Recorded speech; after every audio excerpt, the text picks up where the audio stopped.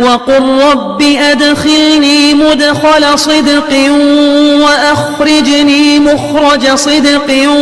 واجعل لي من لدنك سلطانا نصيرا وقل جاء الحق وزهق الباطل إن الباطل كان زهوقا وننزل من القرآن ما هو شفاء ورحمة للمؤمنين ولا يزيد الظالمين إلا خسارا وإذا أنعمنا على الإنسان أعرض ونأى بجانبه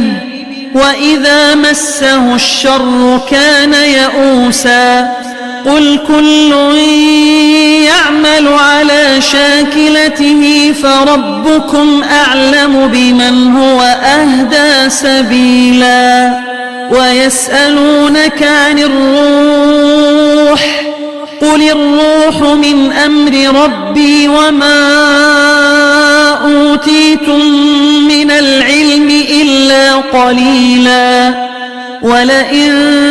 شئنا لنذهبن بالذي أوحينا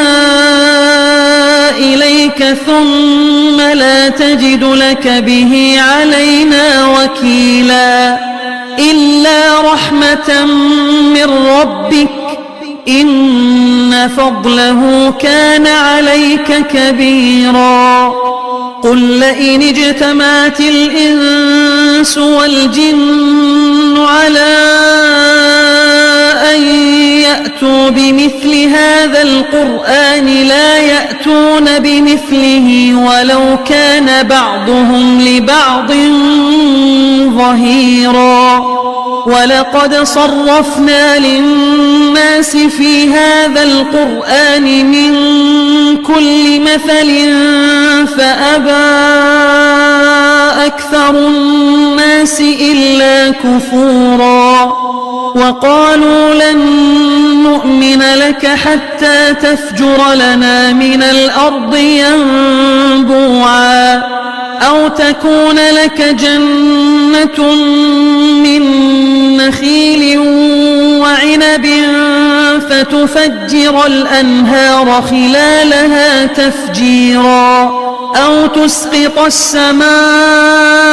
كما زعمت علينا كسفا أو تأتي بالله والملائكة قبيلا أو يكون لك بيت من زخرف أو ترقى في السماء ولن نؤمن لرقيك حتى تنزل علينا كتابا نقرأه قل سبحان ربي هل كنت إلا بشرا رسولا وما منع الناس أن يؤمنوا إذ جاءهم الهدى إلا